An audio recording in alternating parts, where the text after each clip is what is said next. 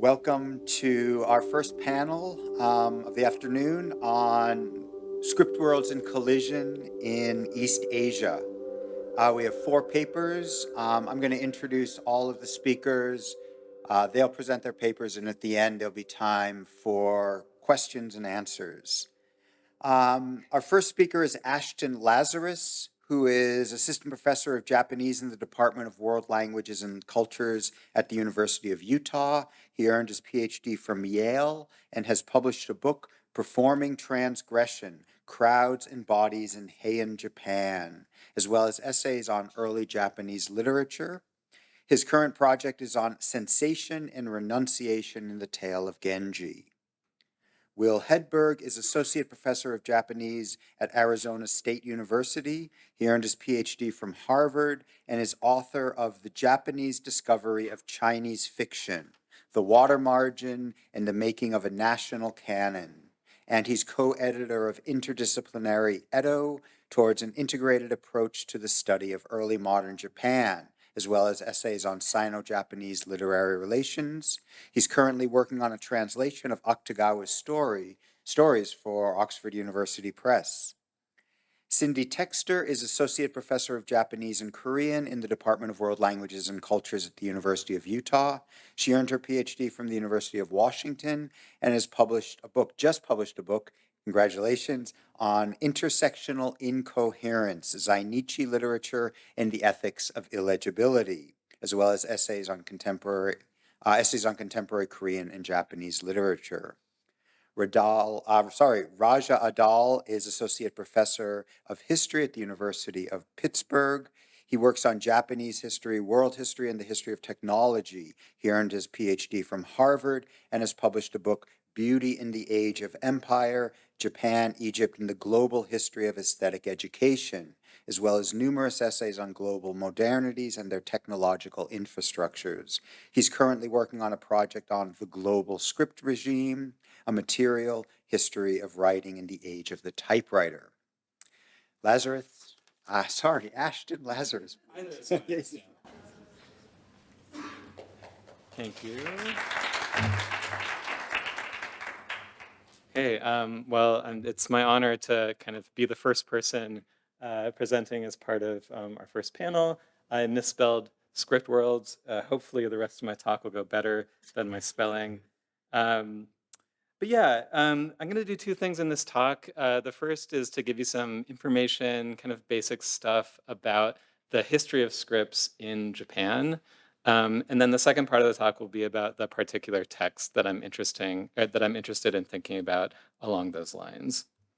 So what are scripts in early and classical Japan, 8th through 12th century? The big picture view is that until the late 9th century, texts created in Japan were written in one of three different ways. The first is literary Sinitic. That's another way of saying classical Chinese. The second would be to write in Japanese, but represented in one of three ways, mana, ongana, and kungana. I'll get to what those are soon. And then the third kind of option for writing up until the late 9th century was a combination of two or more of these things. So the first thing to talk about is mana. Literally, mana means true names, basically refers to logographic writing. This is when sinographs, Chinese characters, are used logographically, used to communicate semantic meaning. So I'll give you a very, very basic example. The character we're seeing here is Yama. Yama is a mountain. The character itself kind of looks like a mountain, right? So the middle part is higher than the parts on the side. So it's actually an ideograph, right? But there's other types of logographic writing, not only ideographs. But basically, this character is sending us information via semantics. The other ways, ongana and kungana, are forms of what are called in Japan kana. Kana literally means temporary names. This refers to phonographic writing. And these were used primarily in 8th century in early Japan before the creation of syllabaries, which I'll get to in a little bit. So ongana was when a writer would use sinographs that transcribe Japanese words using Sinitic pronunciations. I don't know if that makes sense to you, so I'm going to give you another example.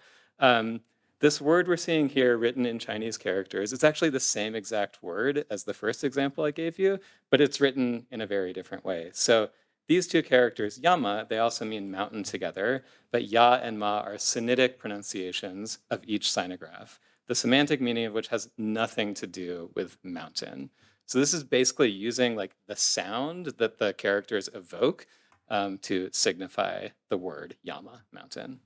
And then the third way would be kungana, which is sinographs used to transcribe Japanese words based on vernacular pronunciation. So it's the same exact idea as ongana, but it uses kind of native Japanese pronunciations instead of sinicized Sinitic pronunciations.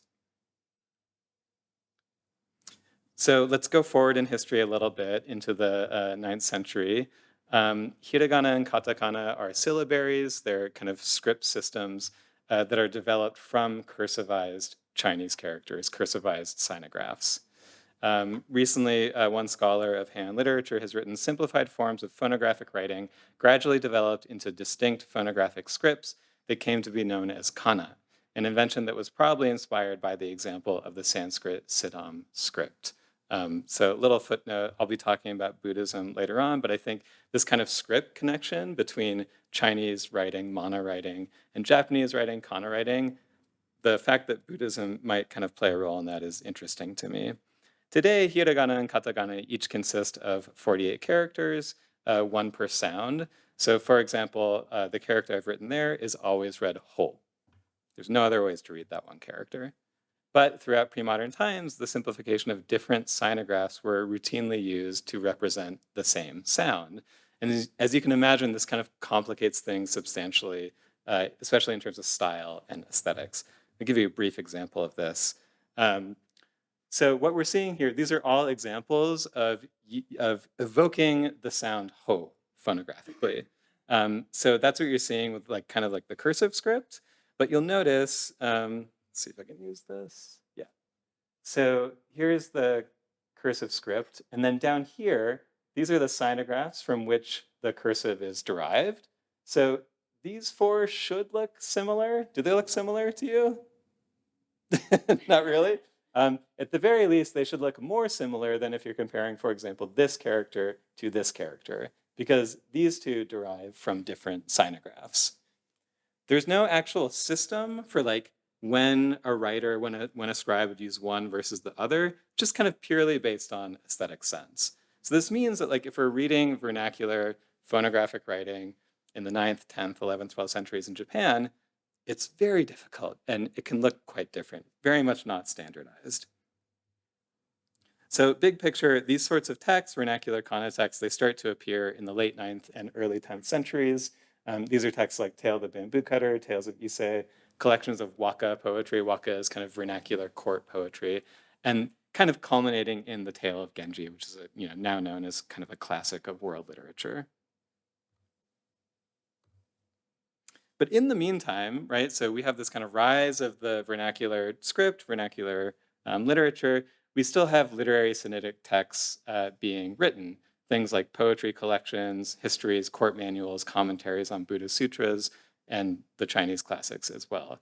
Dr. Damrosch mentioned the Museum of Hangul in Korea. And so there's actually a museum of sinographs of Chinese characters in Kyoto, in Japan. But I'm not aware of any kind of like, museum of vernacular script in Japan, which is just to say that like literary Sinitic still today, I think, has quite a real status in Japanese culture. So these sorts of texts are still being written. Of course, as I've been talking about, we have the rise of vernacular kana texts as well. But then we have the kind of hybrid forms that start to emerge from the interaction between these two types of script. Things like courtier diaries written in literary Sinitic, but featuring elements of Japanese syntax and vernacular words, expressions, things like that. We also see the continued practice of reading by gloss, which in Japanese is kanbun kundoku. And so this is a kind of technology of reading, let's say, in which you would have a literary Sinitic text written from top to bottom, and then you would have all these like little kind of markers, annotations that could tell the knowledgeable reader how to, on the fly, rearrange that Chinese sentence into Japanese. So you could kind of do both at the same time. And then once we get a little bit later in time, late 12th, early 13th century, we see the emergence of a mixed Chinese and Japanese style, Wakang Konkobun. So this is when basically we're kind of writing in the vernacular, but we're using Chinese rhetorical devices, parallelism, stuff like that. So it has kind of like a literary Sinitic flavor about it. Okay, that's my brief overview of the history of scripts in early and classical Japan. There won't be a test on that, so don't worry if you didn't follow everything. Next, I'm going to get to the text I'm thinking about for this talk, Secret Selection of the Dancing Dust, Ryojin Hisho in Japanese. So what is this text? It was compiled around 1180 by retired Emperor Go-Shirakawa, another typo, student of Imayo performer Otomae. Just to give you some really brief background, 1180s in Japan is absolutely a time of conflict. We see this mounting civil war between two warrior clans. It turns into a much bigger civil war, and it leads to the establishment of the first shogunate in Japanese history, the Kamakura shogunate. So things are really kind of starting to pop off around this time. People are nervous. Aristocrats think that what's happening in the capital is unprecedented, so they're kind of looking for answers. This particular retired emperor, one answer he has is to get really into this form of popular song called imayo. Imayo just means kind of, like style of the now or something like that. There were songs typically performed by non-elite women, sometimes to simple accompaniment. So we see a painting of a shirabiyoshi performer here, which was another type of performer associated with these sorts of songs. And she's holding a fan, which we think would have been used to kind of rap to mark rhythm and time and stuff like that. And then we have the drum in front of her as well. Based on what we can tell, it was a very, very large collection, 20 volumes or fascicles originally, but there's only 2 extant. We think the first 10 volumes were basically a very, very large song lyric collection. And then the latter 10 volumes were a kind of treatise on imayo practice, genealogy, lore, things like that. So the 2 extant volumes we have one from each of those 2 sections. In the treatise, Go-Shirakawa writes, because those who compose Chinese poetry sing waka and practice calligraphy write down their works, these live on into the future without degrading in the slightest. The sad thing about vocal art, or koewaza in Japanese, is that once I pass away, there will be no way to record it. As a result, I have decided to create the first ever oral transmission of imayo so that people can look at the traces that would otherwise disappear. So this is kind of like the reason for why he's writing down these songs that otherwise would have been passed from person to person, body to body. This gives you a sense of the contents of the one scroll of the song collection that we have left. Basically, there's kind of 2 types of songs. So on the left here, we have songs associated with Buddhism, most of which are kind of like digests or summaries of the 28 different chapters from the Lotus Sutra. So that's why we have 105 of those. And then on the right, we have songs that are nominally about indigenous religion in Japan, so kami, right, the kind of indigenous deities. But if you actually read through, you quickly realize they're really about like everyday commoner practices. So there's a really famous song, for example, it's written as a direct address to a snail who apparently is not dancing. And the speaker of the poem is really angry that the snail is not dancing. And the person says, if you don't dance beautifully, I'm going to have a calf and a foal kind of step on you and squish you into smithereens. So dance really nice. Otherwise, things will go very poorly for you. So that's like kind of the world of this second half of the collection. I'll be focusing on the first half more today. So in Japanese, these are called Homon no Uta, songs of Buddhist scriptures. They make up about 40% of extant songs in the collection. They developed from Buddhist hymns, which were used in services and lectures, and by the 10th century had spread to lay aristocrats. This is kind of like the chain of sort of formal transmission. So we think that, somewhere along the line with Buddhism coming out of India, we had bonsan, hymns kind of written and performed in Sanskrit. These were then kind of transposed into Sinitic, into literary Sinitic, Kansan, hymns in Chinese. And then eventually these are, translated, transposed into Japanese. So we get Wasan. And then Homonuta, the songs in this collection, emerge from that particular form. There's not, if you know anything about Japanese poetry, you know that there's no meter, because in Japanese, essentially all words rhyme with each other. So like you can't really have rhyming or anything like that. What you do have is syllabic structure. So famously, right, a haiku is 5-7-5, a waka vernacular poem is 5-7-5-7-7. These songs, homonuta, typically break down along the lines of 8-5 or 7-5. It kind of depends on the specific song you're looking at. So what are these songs doing in terms of form and in terms of script? The scholar Young-hee Kim once argued that Japanese poets overcame many of the barriers between Chinese and Japanese by more skillfully mingling Buddhist terms couched in Chinese loanwords with indigenous diction, phrasing, rhetorical devices, and syntactic structuring. In the end, it represents an intermediate poetic form between formalistic temple ritual songs on the one hand and subjective or lyrical waka on Buddhist themes. So somehow this is a hybrid kind of intermediate form that takes shape in the late 12th century. Let's look at some songs. So this is the 25th song in the collection. Though there are many, I'll read in Japanese first. Hotoke wa samazama ni imase domo, makoto wa ichibutsu nari to kaya. Yakushi mo, mida mo, shaka, miroku mo, sanagara dainichi to koso kike. Though there are many Buddhas, in truth, there is only one, Yakshi, Amida, Shaka, and Miroku. We hear that all are indeed Dainichi. As you can see, there are 4 lines, more or less 8-5 in terms of syllables, although it's a little bit messy. Split into 2 couplets. I think of them as couplets just because each of the 2 lines have a kind of semantic or syntactic connection. And then each of the 2 couplets feature different arrangements of script, as you can see. The first consists of hiragana, punctuated by a few sinographs, only 3.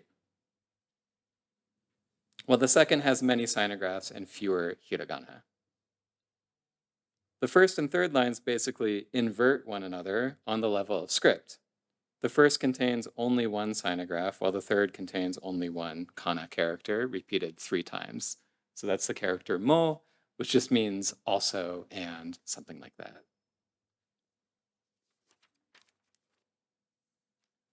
Despite this inscriptional inversion, the meaning of the first and third lines is actually the same. You can see that in the English translation as well. Since the listing of Yakshi, Amida, Shaka, and Miroku, 4 different Buddhas, is simply another way of signifying the fact that there are many Buddhas. Here are 4 Buddhas, there are many more, right? They're all the same. The same goes for the 2 couplets in general. The first sends a message using mostly kana, and the second sends the same message using mostly sinographs. The 2, in other words, are the same despite being different. Put another way, the relationship between the 2 can be described as non-dual, a major tenet of Mahayana Buddhist worldview that played a major role in classical Japanese culture. So I'm trying to think about this song as somehow endeavoring to teach non-duality, not only through the esoteric idea that all Buddhas are manifestations of like the cosmic Buddha Dainichi, who we can see here, by the way, this is from Todaiji in Nara, but also on the level of script, as I've been talking about, and on the level of structure. Oh, I should say too, I forgot to mention, all the way here on the right, so this is from an early 20th century manuscript of the song collection. Unfortunately, the original manuscript is like under lock and key, and you're not meant to show any kind of reproductions of this. And I thought if this is being recorded, I might get in trouble by the institution that owns the rights. So in the early 20th century, a calligrapher in Japan did kind of his own copy of the manuscript. So that's what you're seeing over here on the right. Let's take a look at my second and last song. Hotoke wa doko yori ka ire tamo. Naka tenjiku yori zo ide tamo. This is really hard to read, this part. Kosagara furajo, oshajo, kiridara kota ni jubusen. So in this song, the inscriptional difference between the two couplets is even more apparent than in the first song I showed you. The first line asks about the origins of the historic Buddha, Siddhartha Gautama. The second line provides a general answer, delimiting it to one of the 5 classical regions of India. So there was middle, north, south, east, west, basically. The third and fourth lines then zoom really far in, taking us quite far away from Japan and providing a fine level of detail about the precise location of some of the Buddha's activities. And all of these locations are associated with what the Buddha did after he attained enlightenment, right? So like many of the sutras begin with him kind of giving a sermon on Vulture Peak, for example, right? So this kind of post-enlightenment, not where the Buddha was born or anything like that. The change in script registers this shift in location. We go from kana with a few sinographs. Here are some maps you can look at. We go from kana with a few sinographs to 19 sinographs in the second couplet with only one kana character, that ni right there. And ni is just a locational particle, right? That's all it's doing there. While today the katakana syllabary would be used to represent foreign place names, historically sinographs were used in the manner of ongana, as I talked about earlier, to transcribe the sound. So yeah, this is all very technical. One would have needed lots of kind of expert knowledge to decode, I think, the last 2 lines that we're seeing here. It took me like 30 minutes to figure out which precise place names were being kind of invoked here. And yeah, I'm not even going to try to read this in my English translation because I don't read Sanskrit, so I have no idea how to read these words. I don't want to embarrass myself horribly. But basically, we have these kind of 4 different place names that we're looking at here. And what's interesting is that, so up until this last character in yellow, this is all a phonographic transcription. So this is ongana. But then this last character, it means castle or town. So it's being used logographically to signify that like this is a place, right? This is a village or a town, castle town, something like that. The second place, so this is purely logographic writing. So Raj, right, means king in Sanskrit. This agraha means house, right? So this is kind of like the village of the House of Kings, and that's logographically what these characters mean in Chinese as well. But then this last one, this is purely phonographic, right? So there's no kind of semantic meaning being sent to us here. So we see this like big mix of kind of different strategies, different ways of using different kinds of script to represent meaning. And then, oh, right, so this last one in particular, Vulture Peak, as I was saying, this is where the Buddha is, according to the early sutras, getting up there, kind of giving his sermons and talks and things like that. So, taken all together, in this song, the 2 different scripts seem to mark the distance between the speakers here and the foreign way over there, right? Here we are in Japan, we're talking about these events that happened a long time ago in this other place in India. There are many ways to calibrate, we can see this visually when we look at the inscription of the song, and yet by intoning or performing the song, as would have been done because these are songs that are meant to be sung, the general and the specific end up becoming bound together, perhaps in the same non-dual way as seen in the previous song. So I'm just going to sum up. I think I'm definitely at time. The multiple scripts available to writers in classical Japan laid the foundation for all manner of experimentation with the content of the form. There were many ways to calibrate the relationship between sound, meaning, and writing, and more broadly, to tease out or otherwise play with the relationship between thought and script. We see this elsewhere in classical Japanese inscriptional culture, for example, in the genre of calligraphy known as ashide, in which kana double as phonographs and graphic components of a pictorial landscape. It's kind of like a really early emoji, basically.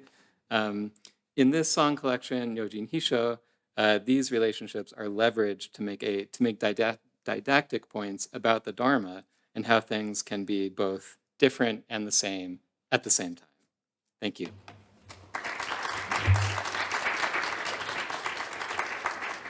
Can everybody hear me okay? All right. Well, I'll start off by also expressing my profound gratitude toward the organizers of the symposium, Professor Black, Professor Damrosch, my host at the University of Utah, Beth, James, for all our wonderful hospitality. My name is Will Hedberg. I am an associate professor of Japanese literature at Arizona State, and it really is a tremendous pleasure to have this opportunity to participate in the symposium. My specialty, and I will shamelessly promote my book for one slide, is the early modern Japanese literature, with special focus on the translation adaptation of Chinese vernacular fiction. And in particular, one very famous Chinese novel called The Water Margin, which will feature in a few of my slides today.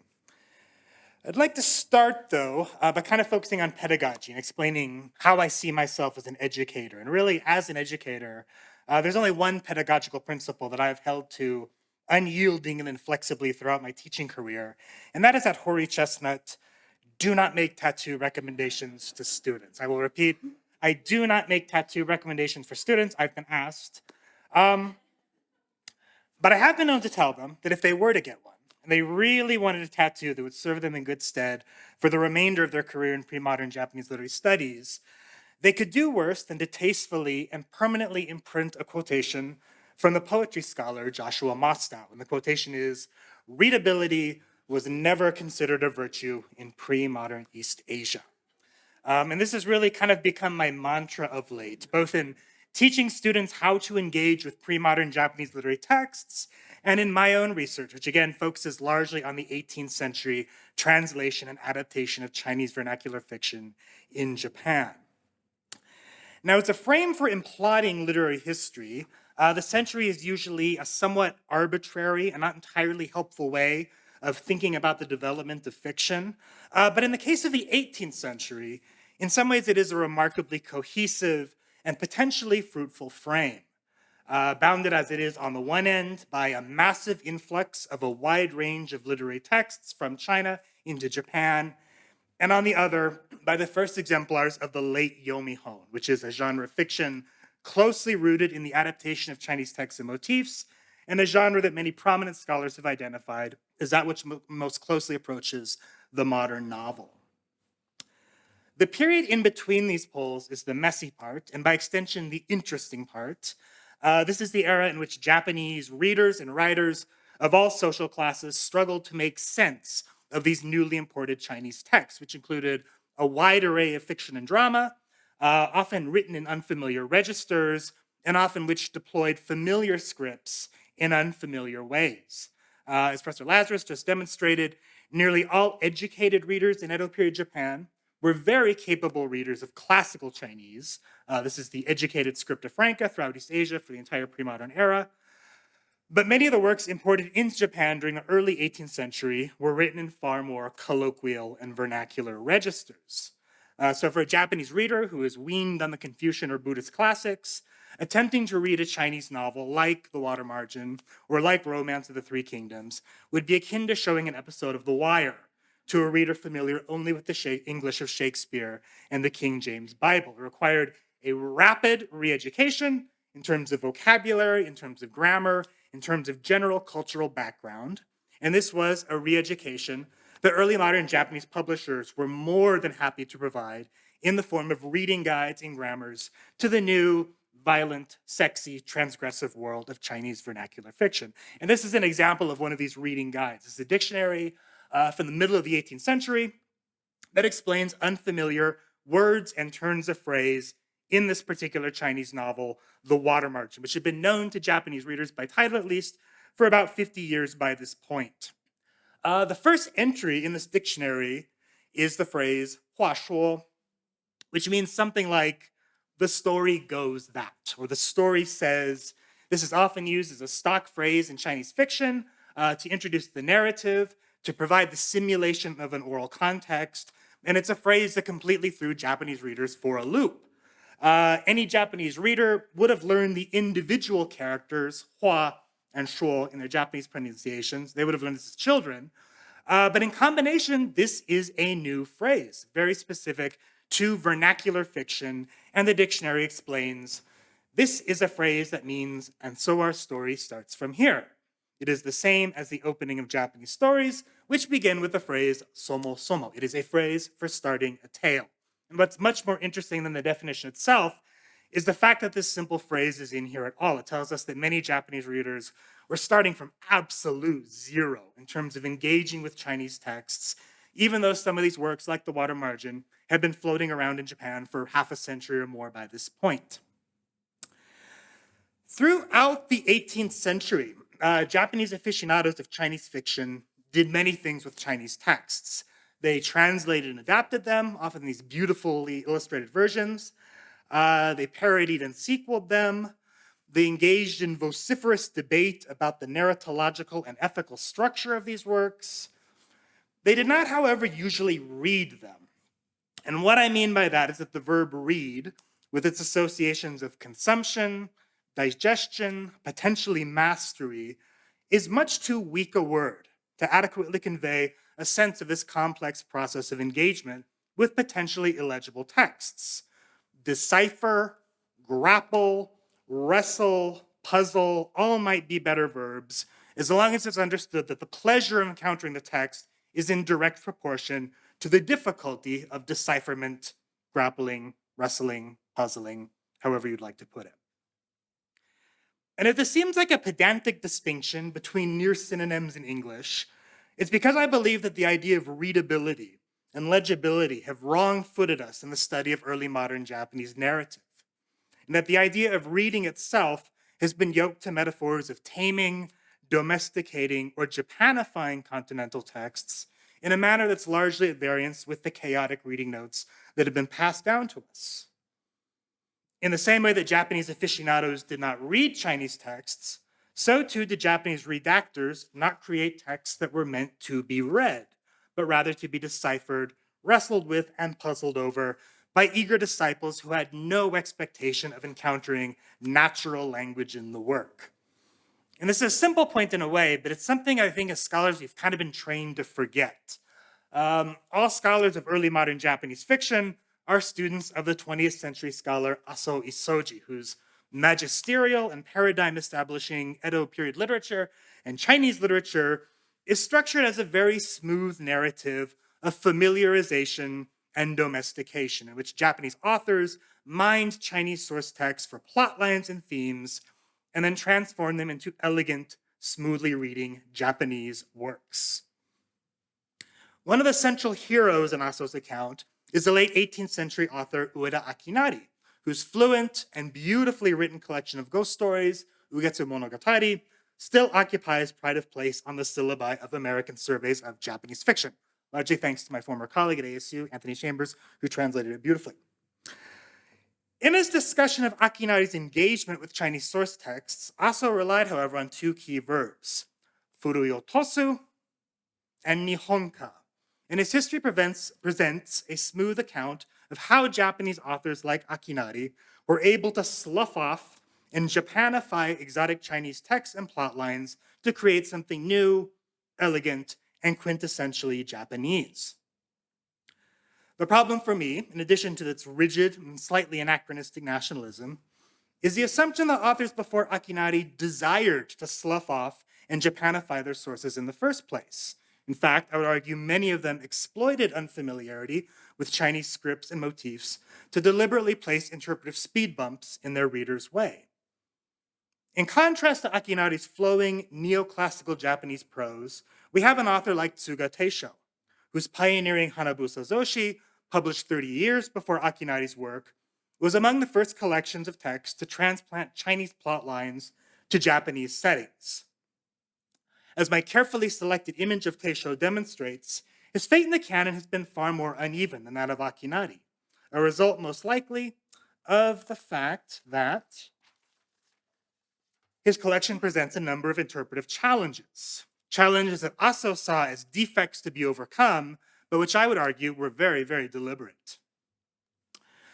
How the remonstrations of the minister Fujifusa were thrice twisted by the Emperor Go-Daigo, this is the opening tale in Teisho's collection, is a case in point. The story consists of a lengthy dialogue between the medieval Emperor Go-Daigo and one of his trusted ministers, who rebukes his master's negligence of state matters through recondite reference to the reign of earlier rulers. In each case, the equally educated Go-Daigo is able to thwart Fujifusa's rebuke through counter-reference to alternative interpretations of the same historical precedents. And that's the story. Okay? That's it. To a reader trained to equate the novel with the mimetic, transparent, psychological, individual, and disenchantedly secular, the story is, to put it mildly, something of a drag. Tendentious, elitist, opaque, and entirely devoid of forward momentum and character growth. But of course, Taisho is not writing for readers weaned on concepts of the novel that equated the form with the mimetic, psychological, individual, and disenchantedly secular. On the contrary, his intended audience occupied an era in which the controversial and tumultuous reign of Go-Daigo still had reverberations on contemporary questions of political legitimacy, and who would have been at least passingly familiar with the complex web of scholarship alluded to in the story. Many of them would also have been equally familiar with the text on which Taisho's tale is based, a Chinese short story which has been translated very well by the 17th century Feng Manlong, with the only slightly less prolix title, 3 times Wang Anshe tries to baffle academician Zhu. Without delving too deeply into plot summary, suffice it to say that the Chinese story too centers on intellectual thrust and parry between learned debate partners, and it is a text that hovers over the Taisho at all stages, nudging would-be aficionados, both early and postmodern, away from the process of reading into the process of decipherment. And script is part of the equation as well. Interpretive challenges at the level of content are mirrored at the linguistic level by Taisho's direct incorporation of newly imported vocabulary and phrases from Chinese fiction, most of which are glossed minimally, if at all. A presentation this short can't provide a comprehensive lineage of the Japanese novel, but it's crucial to emphasize that even as the length and complexity of the novel increased, these hermeneutic difficulties never went away. Indeed, in the hands of masters such as the author Santo Kyoden, these difficulties were arguably the warp and weft of the form. Kyoden's Chushin Suikoden, which I'm going to translate as a treasure of loyal retainers from the water margin, is an 11-chapter prose narrative published in 2 parts in 1799 and 1801. It's generally acknowledged by contemporary scholars to be the first example of the late Yomihon, the forerunner of the modern novel. And as my rather clumsy translation of the title suggests, Kyoden's work is a mashup of 2 antecedent texts: the Chinese novel The Water Margin, Shui Fu Zhuan, and the now globally famous, thanks to Keanu Reeves' dramatic work, Treasury of Loyal Retainers, Chushingura, the story of the 47 faithful Ronin of Akko. Like Taisho's slightly earlier stories, Kyoden's text is a hybrid amalgamation of plot lines, characters, and scripts, in which the pleasures of reading are derived from the reader's familiarity with both base texts and appreciation of the ways in which the juxtaposition and combination of details defamiliarizes both source texts. In contrast to the fast-paced, dynamic, and gory source text, however, plot takes a back seat to cerebral deliberation in Kyoden's reworking. And in lieu of original characters, elegant prose, and plot development, Kyoden provides the reader with a series of puzzles. The novel follows the arc of the original Chushingura, but episodes from the Japanese puppet play have been paired with and superimposed upon analogous scenes from the Chinese water margin. For example, the action of the original Japanese play is first set in motion when the samurai lord Enyahangan is forced to commit ritual suicide after drawing his sword in the shogun's palace. A roughly analogous scene can be found in the Chinese water margin when one of the characters, Pantherhead Lin Chong, similarly falls afoul of the law by drawing a sword in a government office, and Kyoden's retelling incorporates details from both narratives. The combination of narratological details from both works is mirrored on a linguistic and scriptural level by Kyoden's incorporation of exotic and often untranslated Chinese vocabulary. The literal first words of the novel, in fact, are taken from Chinese fiction. Our old friend, the introductory phrase, hua shuo, which has been glossed twice by Kyoden in subscripts. Once with the Japanese rough translation, somo somo, he was probably using this reference work as he was writing his own, but then again with the exotic Chinese pronunciation, a pronunciation that would have been unfamiliar, frankly meaningless to Japanese reader, and seemingly served little purpose other than to exoticize the text and to befuddle and slow its audience. If you've read Chushin Suikoden, you'll know that it is many things. It is creative, It is original. It is brilliant in its identification of points of connection, both obvious and non, between two very different texts coming from two very different compositional environments. It is also, and I don't think this point is made enough, utterly, utterly, utterly unreadable. I don't mean that it's illegible or incomprehensible. The sentences do make grammatical sense, and even readers unequipped with special training might muscle their way past exotic Chinese vocabulary and skim over unfamiliar passages. What I mean by unreadable in the context of Chushin Suiko Den is that the novel is not meant to be passively consumed or mastered.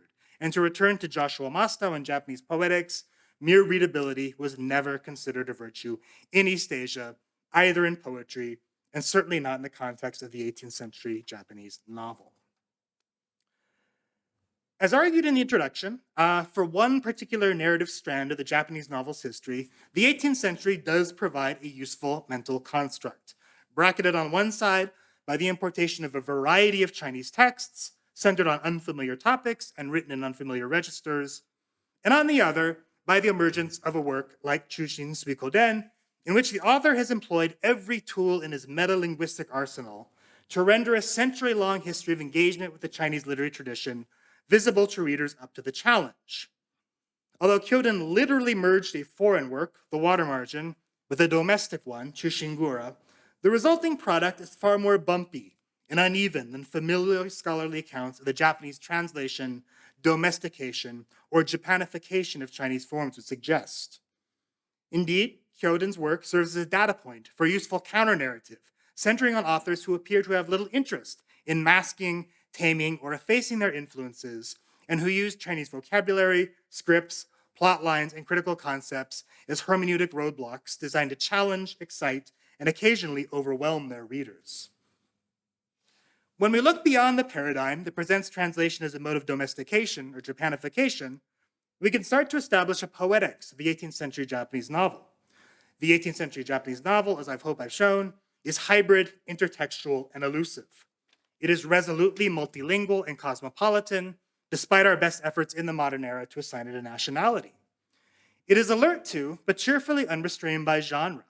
It is polished and artificial in the best sense of the word, stalwartly resistant to the transparency, mimeticism, or natural language that familiarity with its European counterpart might encourage us to search for.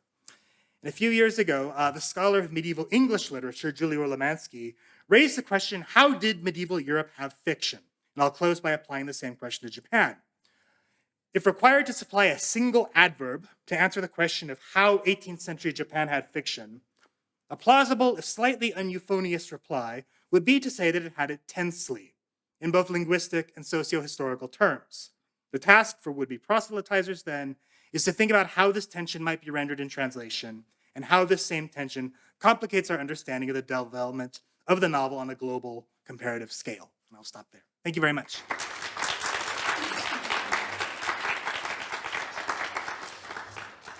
I'm Cindi Textor, also in World Languages and Cultures, working mostly in Japanese, but some in Korean. And I'll just also extend my thanks to Beth and Scott for getting us organized and for all our guests who are joining us and sharing their really exciting work with us.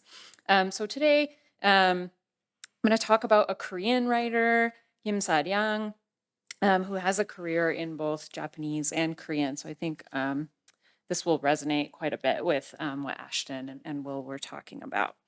So Kim Saryang, born 1914, died probably 1950. I think one of my favorite facts about him is like usually we're not sure about the birth date, but we pretty much know when they died because of the Korean War and his death in North Korea. We don't really know, but probably 1950.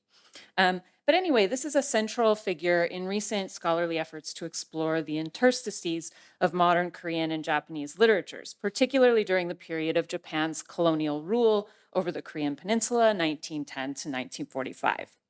Kim was a bilingual writer who had a brief but prolific career in both languages, starting from the late 1930s through the 1940s, and was among the first non-ethnically Japanese writers to be widely celebrated by the Japanese language literary establishment. He was runner-up for the Akutagawa Prize, Japan's most prestigious literary award, in 1940 for Into the Light, or Hikari no Naka ni, which has been translated into English. This was a moment of booming Japanese metropolitan interest in the literatures and cultures of colonial subjects, particularly Koreans. Kim writes about the strangeness of this moment in an essay titled Letter to Mother, published in the Japanese coterie journal Bunge Shito in April 1940. In epistolary form, Kim recounts the by turns awkward and exhilarating experience of receiving word of his nomination at his mother's home in Pyongyang, traveling from there to Tokyo, and ultimately attending the awards banquet as runner-up for the prize. Among the most frequently cited passages of the letter is Kim's initial reaction to the advertising copy for the publication of Into the Light, a blurb in which Japanese novelist Sato Haruo calls the work, quote, a work that thoroughly weaves the tragic fate of a nation into an I-novel. It's kind of the typical early 20th century Japanese form of like a personal narrative. So kind of collapses the fate of the nation into the personal. And here's what Kim has to say about this in his letter. Dear mother, I wondered, had I really written this kind of thing Sato Haruo said I had? I felt a sort of tightness in my chest, as if I had been thrust into an enormous commotion, something much bigger than writing a simple story. At least in that moment, I made too much of it. Even though it's my own story, I've always felt that there's something not quite right about Into the Light. It's a lie. You're still writing lies, I said to myself, even as I was writing it. And critics have wrestled with the meaning of this lie that Kim alludes to here, offering any number of interpretations of the something not quite right that Kim mentions but doesn't identify. I read this as an expression of Kim's discomfort with his positioning as the representative voice of colonial Korea, not only tasked with distilling the tragic fate of a nation into a fictional form easily digestible by the Japanese metropole, but in fact rewarded for doing so. Kim expresses anxiety here and throughout his career toward his status as an intermediary, ostensibly speaking for Korea in the sense of being its representative, but ultimately speaking for a Japanese audience in the sense of for their benefit. The strangeness of the way Letter to Mother is literally addressed to Kim's mother, yet clearly intended for the eyes of his Japanese readers, is emphasized at the close of the piece with a line that turns the whole thing on its head. He says, I believe my younger sister should be home from Seoul on spring break. Please have her translate this letter from Japanese, read it to you. It turns out that his letter to mother is written in a language she can't read. For additional context, Kim's nomination for the Akutagawa Prize came just as Japanese efforts toward assimilation of Korean subjects and their mobilization for war were reaching their peak. Public use of the Korean language became more and more scarce in the early 1940s as Korean was banned from public schools, radio and film productions, and newspapers and magazines, save for a select few that continued to publish in Korean. In the years leading up to this moment, Korean writers and intellectuals debated the merits of writing in Korean versus Japanese. One of the key points in favor of Japanese was its status as a vehicular language. Japanese was seen as granting access not only to a Japanese language readership that dwarfed that of the Korean language, but also because the conduits for translation between Japanese and Western languages were more robust, perhaps also a readership that coincided with the world.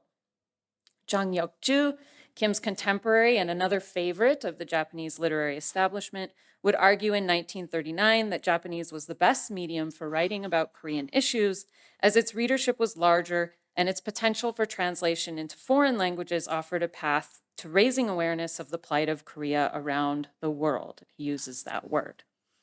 Kim expresses a similar sentiment also in 1939. Should we write in Japanese? Of course, it is fine for those who are able to write in Japanese to write in Japanese. However, in the case of making all kinds of sacrifices to go out of one's way to write in Japanese, I think one must have a powerful affirmative motivation for doing so, such as the motivation to convey the culture, everyday life, and humanity of Koreans to the larger Japanese readership. Or to say it in a more humble sense, the motivation to take on the role of an intermediary in order to spread Korean culture to East Asia or the world. And here we have echoes of the greater East Asia prosperity sphere and like the sense that Koreans in Japan are part of this larger pan-Asian world, but also a world that potentially goes beyond that and encompasses Western languages. I'd also highlight that they're both, like many of their post-war counterparts, interested in Japanese as a medium through which they can express that like tragic fate of a nation that Sato Haruo is talking about. Unlike Jang Hyuk-ju, who abandoned the Korean language wholesale and is thus remembered as a collaborator and traitor, Kim was not willing to give up on writing in Korean entirely. However, he does seem to share his view that the Japanese language offered Korean writers a path to a much bigger prize than the Japanese audience, a readership that spanned East Asia or, in fact, the world. The irony, however, as Letter to Mother demonstrates, is that the world as readership, at least in the moment Kim was writing, did not include his own mother, nor the countless other Koreans who could only read in their own language, if at all. So in this talk, or in the rest of the talk, I'd like to explore how Kim Saryang uses moments of illegibility or moments of misdirected address, kind of echoing this Letter to Mother, that in order to think through thorny issues of language, translation, representation, and readership. If Kim was uncomfortable with his fraught position, writing of Korea, but for Japan or ultimately for the world, and particularly with its embedded assumptions of smooth and transparent translation between these script worlds, then an emphasis on incommensurability may have offered him an enticing alternative. So I'll turn now to Kim's 1940 short story, Kusafukashi, or Deep in the Grass, in which the protagonist, Park In-shik, is a medical student who's come to a remote mountainous region of Korea as part of a program sending educated young people to remote areas of the peninsula to offer literacy training, medical care, and other services. So it's a kind of ethnographic story. There he encounters his former Korean teacher, nicknamed Hanakami Sensei, or Mr. Noseblower. His teacher is serving as an interpreter for In-shik's uncle, the local magistrate. In-shik recalls his school days when he and his fellow students demanded Hanakami Sensei's ouster due to his obsequious behavior toward ethnically Japanese teachers who outranked him despite his seniority. In the story's present day, Hanakami Sensei is providing Korean language interpretation for a speech In-shik's uncle is giving in Japanese. The speech urges the local people to comply with the Japanese imperial policy, encouraging Korean subjects to wear dyed clothing rather than their traditional white.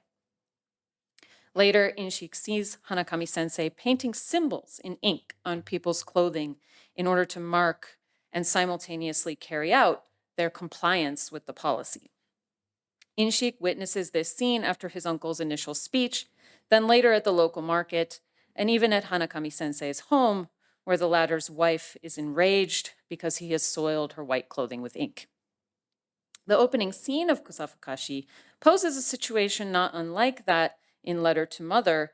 A message is being delivered in a language its audience cannot understand, Japanese, by a speaker who could just as easily have delivered that message in a language the audience could understand, Korean. The whole strange configuration of speaker and listener is enabled by the presence of a translator, who can bridge the linguistic gap that is intentionally opened up, creating the possibility of communication where it was purposely foreclosed. Both Letter to Mother and this opening scene draw attention to the Japanese language not as vehicular language, enabling a broader imagined audience, but in this case as a language that deliberately excludes. Japanese becomes a mechanism for demonstrating a gap in power between those who use it and those who cannot. In the case of Kusafukashi, or Deep in the Grass, this gap in power created by language is central to the overall setup of the story. In the scene in question, In-shik's uncle, the regional magistrate, has gathered the local people together to hear his speech on the merits of dyed rather than bleached clothing. Despite the complete lack of Japanese fluency among the audience, In-shik's uncle delivers his speech in Japanese. The narrative wastes no time expositing the language politics in play here, particularly that In-shik's uncle believes that it is, quote, beneath his station to use Korean.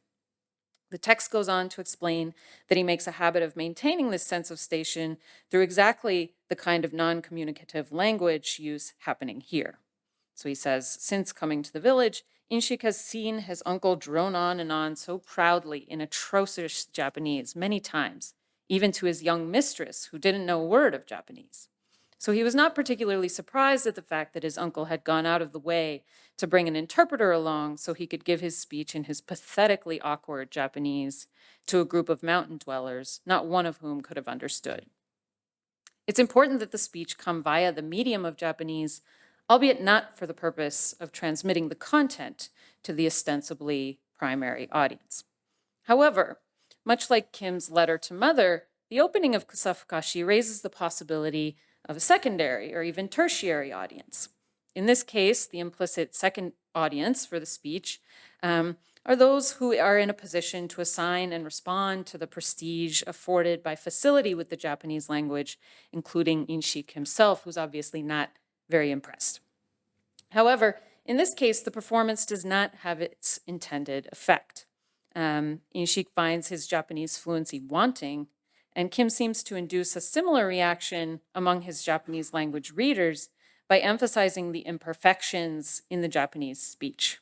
So each of these underlined words has a kind of stereotyped Korean mispronunciation of Japanese that has to do with the rules for voicing and unvoicing consonants in the two languages. But I think more interesting than the kind of like just straightforward kind of misspellings of words like these are actually these ruby glosses on top of some of the words, which are, a modern vestige, I guess, of this rich pre-modern glossing tradition that we've just heard about. But they're generally there to kind of fix the reading on a sinograph for which that reading is either ambiguous or kind of difficult to parse. But here, Kim is using this phonetic layer of the script to introduce misreadings, or at least mispronunciation. This is one mechanism by which the Japanese writing system can replicate some of the opacity that this bumbling speech would have had. And it proves useful for Kim and other writers who are potentially interested in drawing attention to the ways that Japanese is not a transparent vehicular medium. So to wrap up, I want to shift to a more radically illegible script that appears in Kusafukashi. In order to be seen as a successful local bureaucrat in the eyes of the Japanese higher-ups, Inshik's uncle sets out to raise the percentage of his constituents who have switched from bleached to dyed clothing. Inshik witnesses Hanakami-sensei and others painting the non-meaning characters X, circle, and triangle on the villagers' white clothing. These are used in all kinds of Japanese contexts as kind of often non-meaning characters, but they're inscribed with meanings such as accept and cancel in the case of the controller. Anyway, they're painting X, circle, or triangle on the villagers' clothes.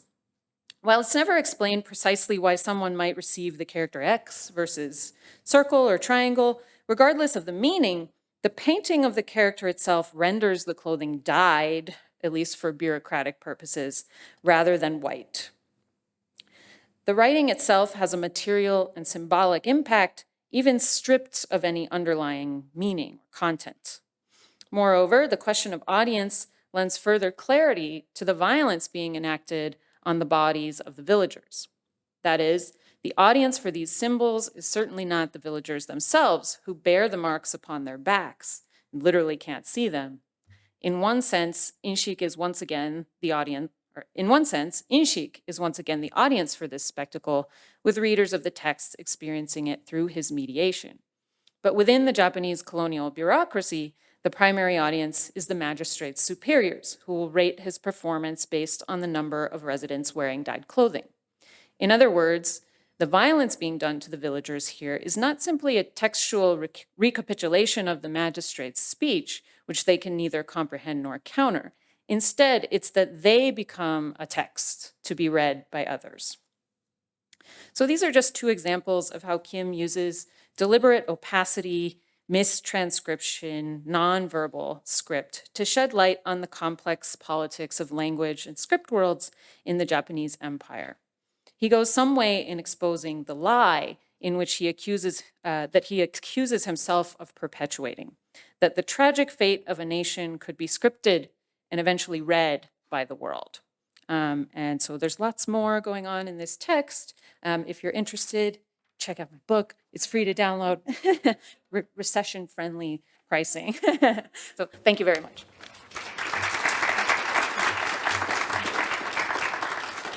So I also wanted to thank Scott and Beth for inviting all of us here today. It's really been a treat to be part of this symposium. And I wanted to talk about, I mean, the concept of script worlds. When I first read David Damrosch's, I read it in David Damrosch's work, was very impactful. It was exactly the kind of word that I was looking for. And what I'm doing here is I'm putting it in a global historical context. And I'm trying to think about it collectively, right? So you have like script worlds, you have various script worlds. What if you put them all together and think of it together?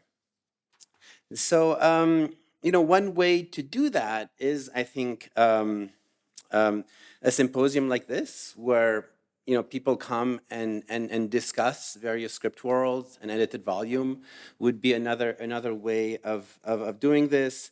Of course, you know, some presentations actually discuss multiple script worlds, put them in dialogue with each other, or one could think of it putting them in dialogue, thinking of them diachronically.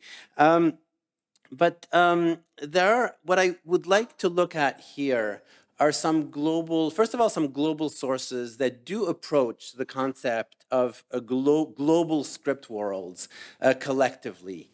And then, yeah, so there are two of these. And then finally, I want to like discuss like frameworks, methods for thinking about script worlds collectively. And I refer to this as script regimes.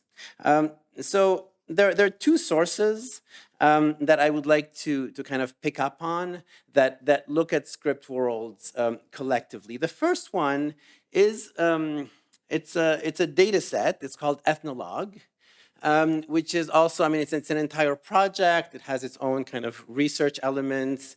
It's a very elaborate website. It's essentially probably the largest, most reliable data set of global languages that we have. It has more than 7,000 languages, which, you know, each of the information about each of these languages is fed by local informants, and the data includes information about 127 scripts in these 7,000 plus languages. You can buy the data. I actually asked by my library to purchase it in order to make use of it. It can be customized. It's basically a giant like spreadsheet, right? And I used this data set to create this map. So what does this represent? Well, it represents the 28 scripts which I call working scripts. Now, what's a working script? The simplest definition of a working script is a script that you can use to get a driver's license. So it's a script that that is clearly used by a national or regional bureaucracy and can actually get you that driver's license. So the map is it's based on Ethnologue data. So it's not a representation of reality, but a representation of Ethnologue data, which itself is a representation of all of these informants that are feeding information into this. This association, and obviously it's based on calculations. So also there's an element of interpretation, and it has its own assumptions. I have my own assumptions when I'm making the map, right? So it's the product of various acts of mediation. There's absolutely no doubt about it.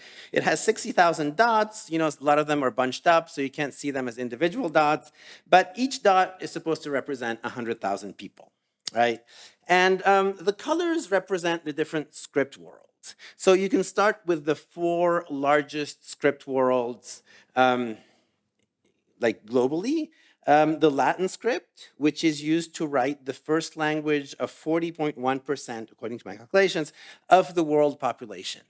Right? Then you have sinographs, which are used to write the first language of 22.5% of the world population. And here the 22.5, it includes Chinese, Japanese, Korean, which all of which use sinographs and which have slightly different shading here. So I mean, the key element here is, what's the first language of a person, and what script is that first language written with in that area, which is usually that country, right? And so, if you can determine that, then you can calculate percentages from there. Arabic, which is used to write the first language of 11.8% of the world population. Devanagari, it's 8.2%. So together, these four major scripts cover about 83%. They're used to write the first language of 83% of the world population. So as you can see, they're very dominant. Now, these four scripts are part of a larger, out of 28 total scripts on this map, 21 of them, including these four scripts, are what I call national working scripts, in that it's the national government that defines them, right? So anywhere in the country you can go and you can obtain a driver's license using those 21 scripts. 7 of those scripts, all of them in India, and are by regional governments. And they're differentiated here in that they're not using small caps, they're using capital and then small case characters. So in this way, right? So I've gone from 127 scripts in this data set to 28, which are mappable and which are working scripts. Now, I've already mentioned the various. I mean, I'm not going to talk too much about the process of mediation. I have an entire chapter that discusses the process, how you get from, what scripts people are writing to this map. There are various processes of mediation that go into that. But what we have here is a global script regime, what I like to call a global script regime. And it was made possible because of the data set from Ethnologue, right? And that data set itself is based on a very global institution, which is religion. Because until the 1970s, the Ethnologue data set had a column in there which asked whether that particular, whether the Bible had been translated in that particular language. Right? It was a yes or no question. Has the Bible been translated? And maybe you should have had another column which asked, whether the Little Prince was translated in that. But I just learned about that today. But anyway, that disappears after the 1970s. But clearly, I mean, the genesis of the Ethnologue data set is grounded in a religious project, right? Of kind of spreading the Bible. To as many languages as possible. Now, the second source that I would like to pick up is Unicode. I think it's central to the script regime, and it's not just historical, but it's something that is central to how all of us write. I doubt that there is a digital device, whether a computer or a phone in this room, that does not use Unicode when writing anything. So Unicode mediates pretty much any textual production that goes on today on a digital device. And the idea is that when you're using a typewriter or a printing press, it doesn't really matter. You don't have the problem of interoperability because the output is on a sheet of paper, and that sheet of paper can be read by anyone. But when the output is on a screen, you have to make sure that the output on one screen is the same as the output on another screen, right? That A on one computer or smartphone is A on another computer or smartphone. And for that to happen, you need interoperability between the digital devices. And so that's where encoding standards come in. Now, the initial encoding standards, in the beginning, there was no Unicode, right? In the beginning, there were nationally determined encoding standards. The first one was the first important one, was the American Standard Code for Information Exchange, also known as ASCII. So you had one encoding standard that was developed in the US in the 1960s. Then there were a bunch of other ones that were developed throughout the world. My favorite one is ISCI, the Indian Standard Code for Information Exchange, just because it sounds so much like ASCII. And it's, but what happens, and this is something that we've realized, that we've actually had things written about that has started to be like discussed very, very recently, is that there was a lot of politics involved in the creation of the encoding standards. For example, ISCI was created not only for Devanagari, which is the script used to write Hindi, but it was also created for 8 other Indian scripts. But the way that it was organized, the way that that ISCI was organized, it was organized according to the logic of Devanagari. So all of these other Indian scripts were actually subsumed under the logic of Devanagari. And this resulted in like crazy stuff. Like, for example, in Bangla, there was one letter that was missing. There's going to be a paper that comes out about this, written by Nusha Hussain, in a volume of the Journal of Asian Studies that I've co-edited. It's coming out later this year. But this was the political aspect of the whole encoding project is really, I think, coming to light right now. Now there was a problem from a very technical, practical standpoint. There was a problem with having a bunch of national encoding standards, right? ASCII, ISCI, Japan actually had several encoding standards. China had, there were like dozens of encoding standards throughout the world, because if one computer had one encoding standard and another one had another encoding standard, well, you ended up with mayhem, right? You ended up with garbled characters, also known as mojibake, right? And some of you, my generation and older can remember a world in which mojibake were kind of, ever present. So the solution for this is to have a universal encoding standard.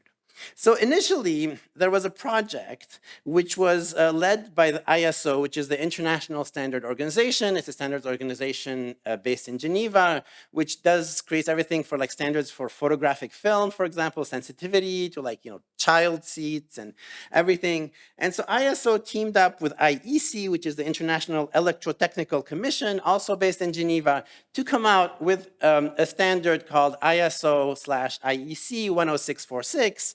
And it was supposed to be a universal standard that would be launched, right, in 1991. Now, there was a problem, and the problem was that software companies based in Silicon Valley did not think that ISO IEC 10646 was a very technically robust standard. And this has to do with all kinds of technical issues, 32-bit, 16-bit, computing power, all that stuff, which I'm not going to discuss. But they basically proposed another universal encoding standard, which is known as Unicode. And Unicode, there was a moment of like struggle, which I discussed in a paper also coming out later this year, a very kind of colorful struggle between these two universal standards. And then in 1991, it was decided to harmonize them. And so now you have the ISO IEC 10646 dash Unicode 1.1 standard, which was published in 1993. You have a universal standard. Everybody shares it. You all have it. You all have a much more recent version of this standard on your digital devices. So, and you can see all of the scripts. So like gradually, initially there were 23 scripts in Unicode 1.1, ISO 10646 Unicode 1.1. There you had 23 scripts that regularly increased. By 1996, all the national scripts on my previous map were included. Today you have 168 scripts. They're like listed here. It's very small. You probably can't read them, but I mean, you can go to the website if you're interested. This does not even include all the different like mathematical symbols and characters, which would make it even longer. And so Unicode is a global data set that governs global scripts, and it provides it also provides a process for managing how new scripts, and a lot of these new scripts, I mean, all of them really now either are dead or like sleeping scripts, right? Scripts that are no longer used by anyone other than scholars, or else like scripts that are used by tiny communities of maybe 1,000 or a few thousand people, right? Often, and so these are like very, Unicode has expanded to like include all of these very minor scripts. So we can think of encoding in general, right? If Ethnologue really kind of, I think, stresses religion as a global institution that is critical to global scripts and to the global script regime, we can think of encoding standards as involving two global kind of institutions. The first one is the nation state, right? The nation state is still, I think, crucial to encoding, and the fact that ISO IEC 10646, it's a one nation, one vote, right, kind of organization, right? It's a Geneva organization where you have representatives and experts from different nations who get together. And the other one is really, you can think of software companies as being a form of like global capital, right? And they are the ones who like formed Unicode. And so, the nation state and this global capital are also kind of critical to the creation of this thing that we could call a global script regime today. So what we have here is really, I mean, the global script regime as an amalgamation of script worlds, and it functions as a system, right? I've chosen to use the word regime. One could use another word. You can tell me what you think of that word. But it's plural because I think that script regimes could kind of and actually do morph over time. You can imagine like a slider at the bottom of the map that would, kind of take us back to the script regime 500 years ago, before Western expansion, when Latin characters were used by a tiny part of the world, right, which was the successor states of the Holy Roman Empire, or like you could move back and forth in time and see different script regimes at different moments in time. And it's not just religion, the nation state, and global capital that are involved, but there are other forces that have been discussed, right? I mean, empire is one of them, technology is another of them. But I mean, currently I have a book project in which I'm exploring this global script regime as really a series of settlements, right? I'm asking how the current script regime came about, what was the role of decolonization in bringing about the script regime, what was the role of technology, what are the ethical frameworks concerning minority script, endangered script, historical script, how are these being deployed, very recently by Unicode, more than really more than anyone else. And what roles does the materiality of writing play in the global script regime? I'm thinking about the fact that all scripts can be handwritten, right? You always have that option.